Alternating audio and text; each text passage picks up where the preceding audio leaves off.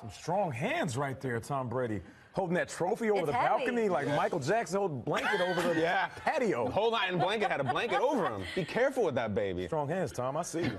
Blanket Jackson. Was that Milan? I don't know, Prince Michael, one of those, but So it reminded me. We heard from everybody. Yeah. We hear from Bill Belichick, from Kraft, from Brady. You see the silent hype man that is Devin McCourty getting the crowd going, not that it needed to get going.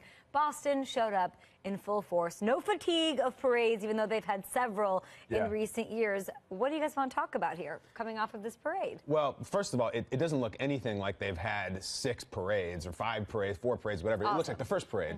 And I know we're going to get into this a little bit later, but we went around yesterday, we talked about our MVPs, who's going to be most valuable. There was a huge performance from Gronk, and he has not even played in months. He had this amazing interview with the local Boston News where he was shirtless and, you know, kind of already out of breath. I don't know how that happens. I don't know. They just find him. At some point, the shirt is removed. It just comes off. I think that people demand it. Your body overheats. Is that why you're not wearing a shirt today? Exactly right. Okay. This is an homage to Gronk, by the way. And, you know, it was cold at that parade. It's getting a little cold in here, guys. I'm going to slice through the sweater. I'm crazy nip action going on. But listen, if we're going to talk about the sweater, we're going to talk about the sweater. But as far as Gronk, he shows up to the local news and he says, I wasn't even planning on partying. You know, honestly, take a step back. He didn't play. Wasn't planning on partying? I was just going to play chill. But he's like, the people demand it. They start screaming. They start throwing me booze. You know, Gronk can't resist. It's the Vegas effect. It is. It's like when you go on stage and, you know, some band like the B-52s, they're saying, like, we're not going to play Love Shack. No, we're moving on. And people start chanting Love Shack. Sure enough, Tin Roof Rusted comes out. Never mind Rock Lobster. So Gronk was the most surprising, most pleasing guy for me at the parade.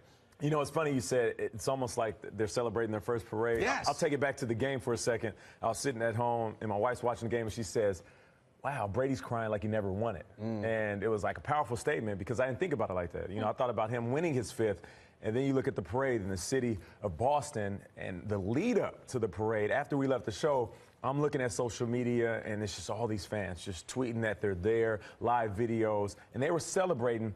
Not like they were getting back at the league or they wanted to stick a certain finger up to the NFL. Sure. They were celebrating like they just won their first Lombardi trophy, which is the way you're supposed to celebrate it. So I salute the fans of Boston for handling this victory humbly, and I can appreciate a city that really appreciates the win like it's the first one. I do too. It was just 2 years ago. This weather was not nice yesterday. It was raining, it was snowing, and they came out in full force. Credit to the fans of Boston. They sure did. You know, and the other thing is, I looked at all these new faces, right? Like Kay, you mentioned yesterday, Chris Long.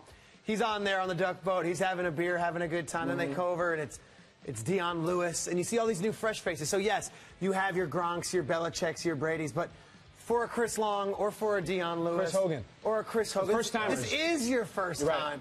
And, yeah, Boston's had 10.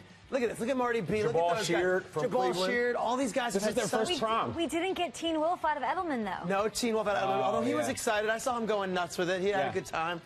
But it was cool to see all these guys who hadn't won one before. That was their moment, too.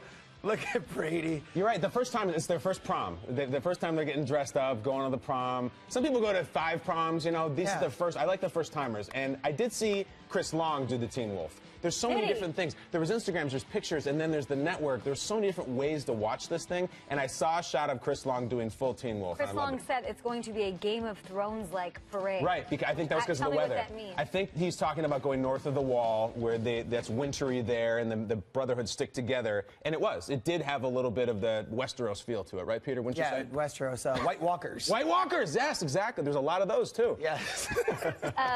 James White Walker. Yes, right. Bill Belichick only said a few words, but it was sort of strange what happened. He started chanting. That was odd. He may have started a new slogan for next season. Take a listen to this.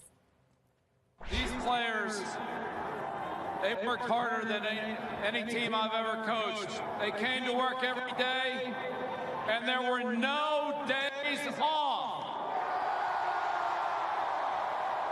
No days off. No days off. No days off.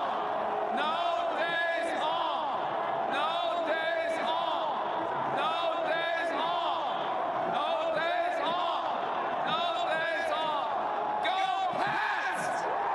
Oh, man. No no days off. Ferris Bueller's like, I don't know what you're talking about. Everyone there, Boston Globe pointed out, and so did Kyle, everyone there took the day off. Everyone played Ferris Bueller. You can't chant that to a bunch of drunken revelers who left work so they can watch you party. I mean, Bill Belichick, that's so him. That's a very Nick Saban thing to say, like that whole deal Belichick did where he's like, we're already behind on 2017. But that doesn't fire people up. No one likes that, Coach, except you. Peter, did he plan that, or was it just off the dome? I got to think that's something that they had been chanting, or like a rallying cry internally, because the players knew it, but like, even so, the players like, yeah, can we please have a day off? His next chant was, take less money. I was like, no, we're not into that, Coach. So the NFLPA tweets, I'm going to let you finish, Coach, but we're pretty sure the CBA says otherwise. No days off. Like, everyone come to work. Again, it's like you're the union. No one really got behind it. It reminded me of Frank the Tank being like, we're going streaking. And then he turns and like no one's with him. Yeah, pretty much. He missed that. He was the Frank the Tank He was. in that moment.